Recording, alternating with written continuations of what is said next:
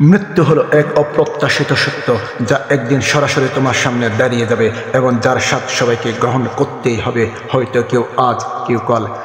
Death is the only one truth that no one can escape. এই ছবিতে যে লাশটি রাস্তার মাঝে পড়ে আছে, এটা কোনো পুরুষের নয়, এটা পরহেজগার নারীর লাশ।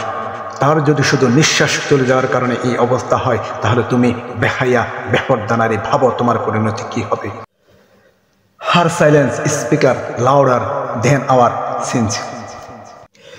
এই লাশ আর তোমার মধ্যে পার্থক্যটা খুবই সামান্য। সে নিঃশ্বাস নিতে পারছে না, তুমি পারছো। সে রোদে পড়ে আছে, তুমি চাইয়ায় বসে আছো। একবার ভাবো, তুমিও একদিন এমন শুয়ে থাকবে।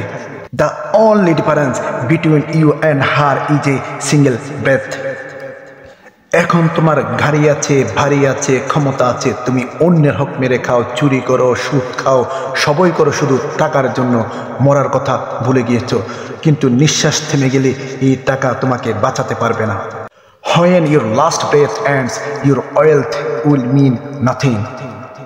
আল্লাহ তাআলা পবিত্র কোরআনে বলেন, কুল্লু নাফসি যায়িকাতুল মউত, প্রত্যেক প্রাণীকেই মৃত্যুর স্বাদ গ্রহণ করতে হবে।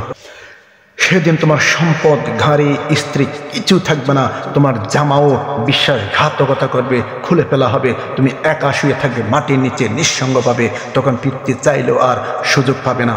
Before death call your name, return to the one who created you.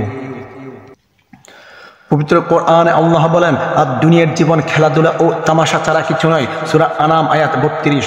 পবিত্র কোরআনে অন্য আয়াতে বলা হয়েছে, যে ব্যক্তি দুনিয়া ও তার জৌলস কামনা করে, আমি সেখানে তাদেরকে তাদের আমলের পুরোপুরি দিয়ে দেই এবং সেখানে তাদের কম দেওয়া হবে না। সূরা হুদ আয়াত 15। পবিত্র কোরআনে অন্য আয়াতে বলা হয়েছে, যে দুনিয়া চাই আমি সেখানে তাকে দ্রুত দেই, যা আমি চাই, যার জন্য চাই, তারপর তার জন্য নির্ধারিত করি জাহান্নাম, সেখানে সে প্রবেশ করবে নিন্দিত বিতাড়িত অবস্থায়। সূরা বনী ইসরাইল আয়াত 18।